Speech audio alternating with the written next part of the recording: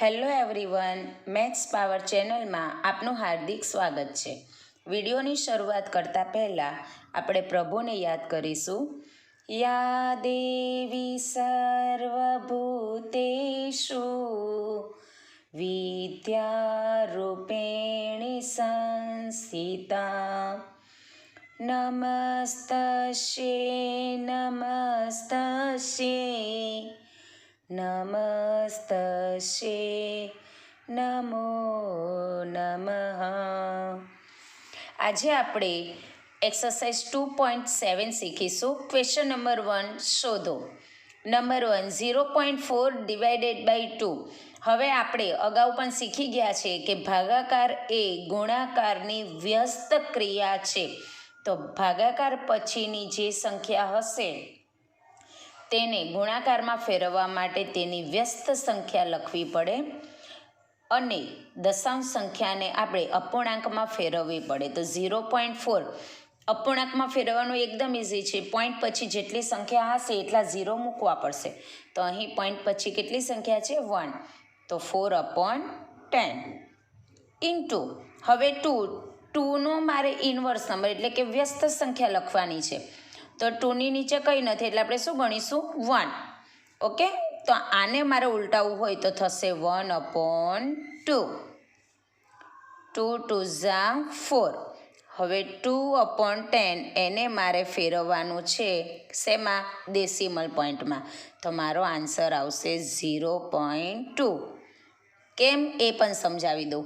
કારણ કે અગાઉ આપણે ઇન્ફોર્મેશનમાં શીખી ગયા છીએ કે દશાંશ સંખ્યાને 10 વડે ભાગતા દશાંશ ચિહ્ન એક દશાંશ સ્થળ ડાબી બાજુ ખસે છે. તો દશાંશ સ્થળ અત્યારે તમારું અહીંયા છે. ઓકે, હવે જેટલા 0 છે એટલા પોઈન્ટ એક દશાંશ સ્થળ તો ખસીને ક્યાં આવશે? 2ની આગળ આવશે.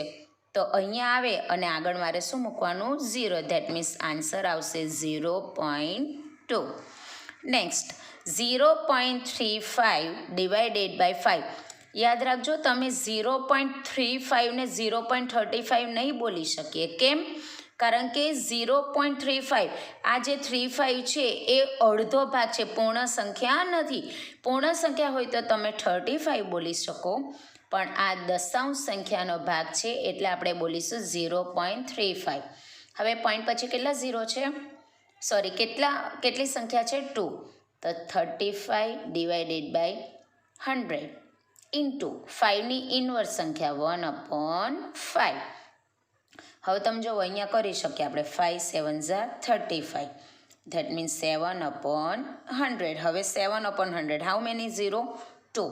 દશાંશ સ્થળ મારો લેફ્ટ સાઈડ 2 પોઈન્ટ ખસશે. તો અહીંયા એક તો છે જ પોઈન્ટ, અહીંયા 1 પોઈન્ટ ખસશે અને 2 પોઈન્ટ. તો બીજા પોઈન્ટ માટે કોઈ મારી પાસે સંખ્યા નથી. તમે જુઓ, આ 1 અને આ 2. હવે અહીંયા સંખ્યા છે નથી, તો એમાં શું આવશે? 0. So my answer is 0.07. Next 2.48 divided by 4. તો અહીંયા આપણે શું કરશું?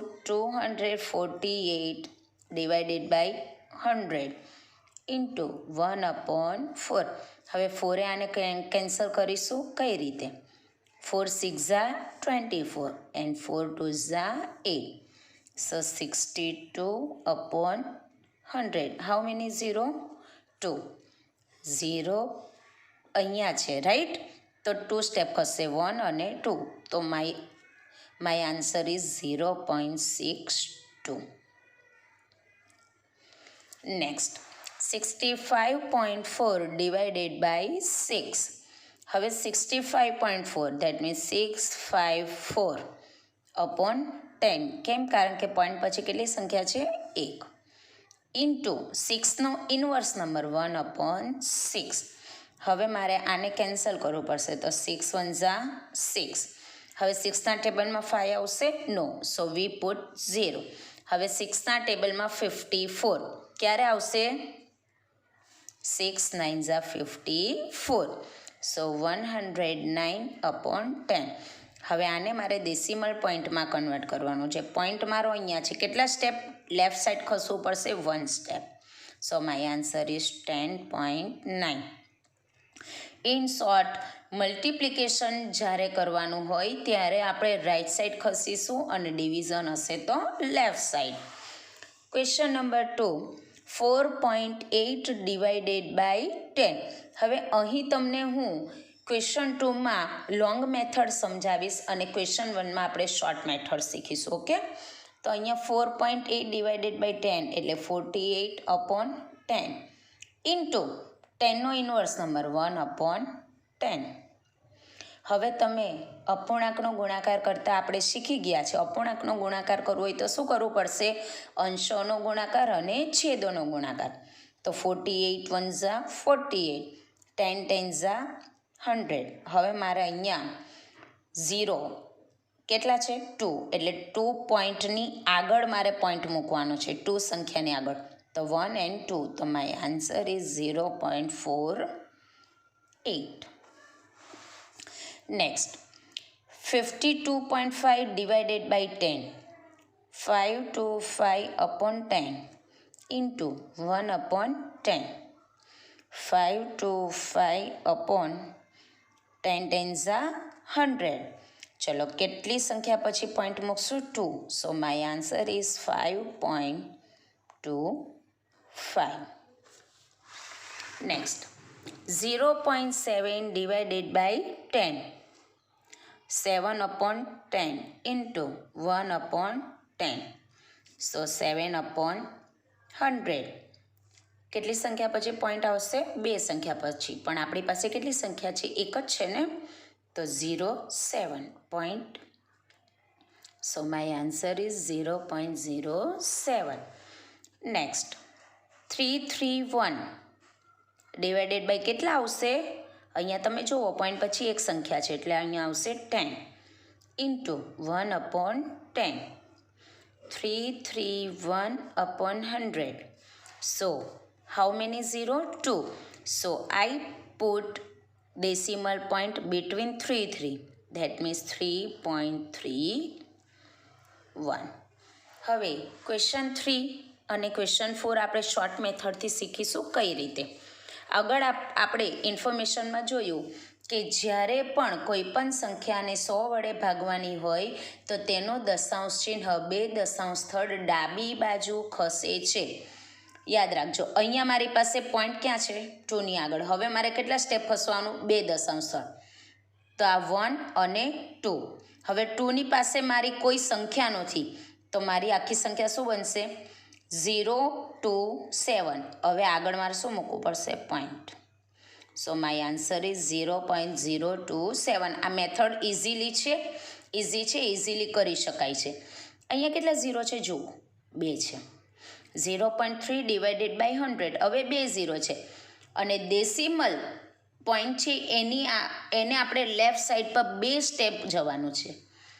આ એક સ્ટેપ ખસી ગયા અને બીજો સ્ટેપ. બીજા સ્ટેપે કોઈ સંખ્યા છે? નથી ને, તો આપણે શું મૂકશું? 0 0 0 અને 3. આગળ શું આવશે? પોઈન્ટ. યાદ રાખજો, પોઈન્ટ પછીની સંખ્યા તમારે એઝ ઇટ ઇઝ લખવી પડે અને આપણે એઝ ઇટ ઇઝ લખીશું. Next, 0.78 divided by 100. આપણે કેટલા સ્ટેપ ખસવાનું? પહેલાં છે ને 7 8ને એઝ ઇટ ઇઝ લઈ લઉં છું.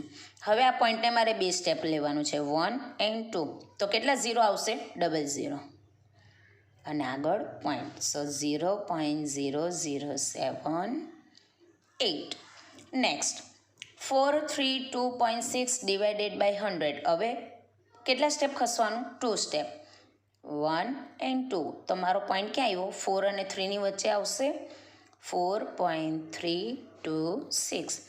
જો તમને આવી રીતના શોર્ટકટ મેથડ યુઝ કરતા ન ફાવે તો we can easily do this method. Okay, આપણે આ મેથડથી કરી શકશું. અને એક્ઝામમાં જો તમને 1 માર્ક્સમાં આવી ખાલી જગ્યા અથવા 1 માર્ક્સમાં ક્વેશ્ચન પૂછાય તો તમારે આ મેથડ કરવાની. પણ જો આ સમ તમને 2 માર્ક્સમાં પૂછાય તો તમારે એક્ઝેક્ટલી આ મેથડ ડિક્ટ ટુ ડિક્ટ બતાવવી પડશે.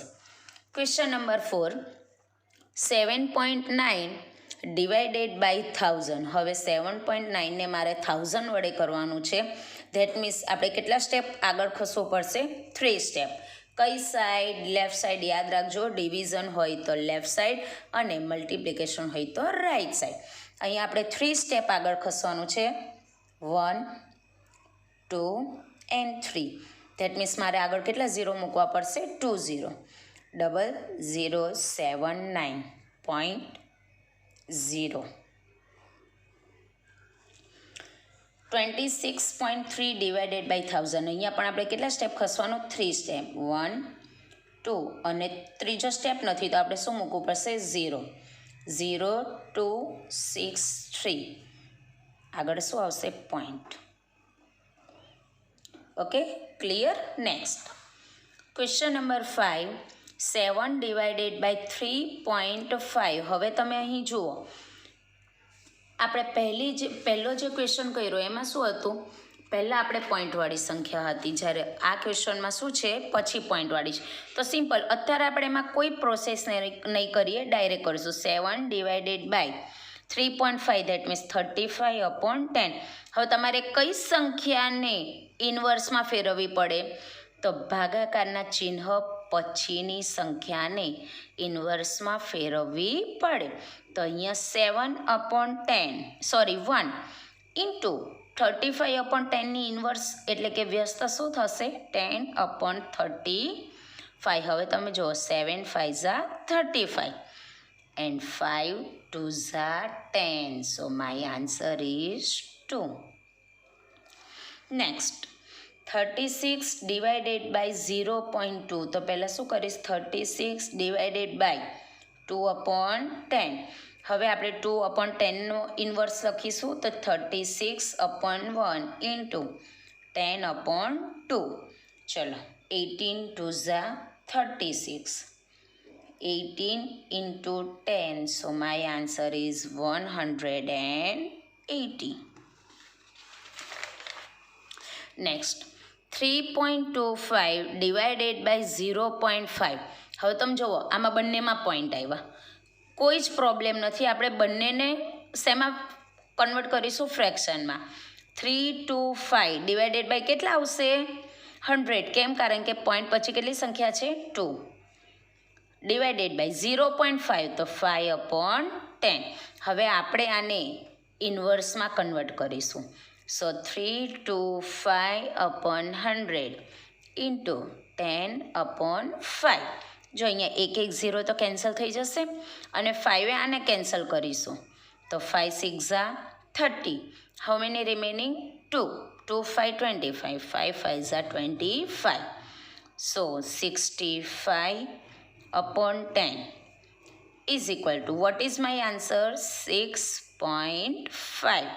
કેમ? કારણ કે અહીંયા મારો પોઈન્ટ છે એ એક સ્ટેપ ખસશે એટલે પોઈન્ટ ક્યાં આવશે? 6.5. Next, 30.94 divided by 0.7. તો 3094 ડિવાઇડેડ બાય 100 ડિવાઇડેડ બાય 7/10. હવે આપણે આને ઇન્વર્સમાં કન્વર્ટ કરીશું. 3094 ડિવાઇડેડ બાય 100 ઇન્ટુ 10/7. ચલો, આ તો કેન્સલ થઈ જશે. હવે 7એ આને કેન્સલ કરી જોઈએ કે 7એ આ કેન્સલ થાય છે કે નહીં, ટ્રાય કરીએ. ચલો, 7 4 28. How many remaining? 2. 2 9 29. 7 4 28. How many રિમેનિંગ? 1 and 7 2 14. સો 442/10. આને હું કઈ રીતે લખીશ? અહીંયા પોઈન્ટ છે, ઓકે, એ લેફ્ટ સાઈડ ખસશે. કેટલા step? 1. So 44.2. Next, 0.5 divided by 0.25. First 5/10 divided by 25/100. હવે આપણે આની ઇન્વર્સમાં કન્વર્ટ કરશું તો 5/10 into 100/25. 0 0 cancel. 5 5 25 and 5 2 10. So my answer is 2. Clear? Question number 6.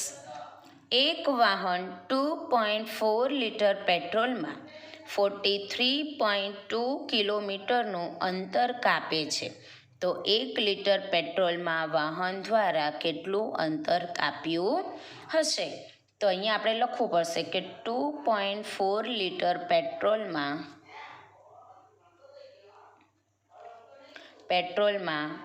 કાપેલું અંતર is equal to 43.2 kilometre. So 1 litre પેટ્રોલમાં કાપેલું અંતર is equal to how many? Cross multiplication કરીશું. 1 ઇન્ટુ 43.2 ડિવાઇડેડ બાય 2.4. હવે આપણને આમાં આઈડિયા નહીં આવે તો સિમ્પલ મેથડ છે, લખી દઈશું. 43.2 ડિવાઇડેડ બાય 2.4.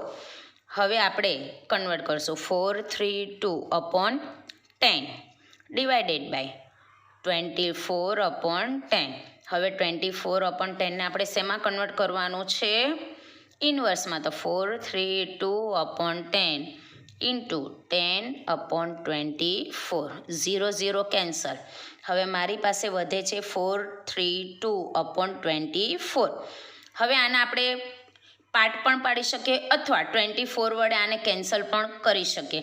તો આપણે પાર્ટ પાડી દઈએ. ઓકે, તો 2 વડે ઇઝીલી થશે. 2 2 Jha 4, 2 1 Jha 2 and 2 6 Jha 12 and 2 into 12 cancel. હવે 2 1 6 અને 12ના પણ પાર્ટ પડી શકે. કઈ રીતે?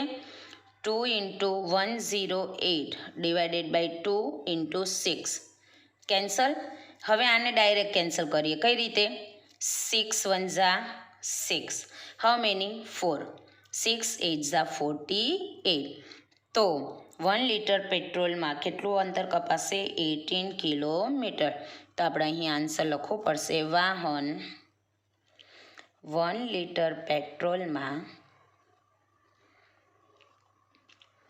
18 કિલોમીટર અંતર કાપશે. Here our exercise 2.7 over, and yes, our chapter is over. I hope you can understand easily. Thank you.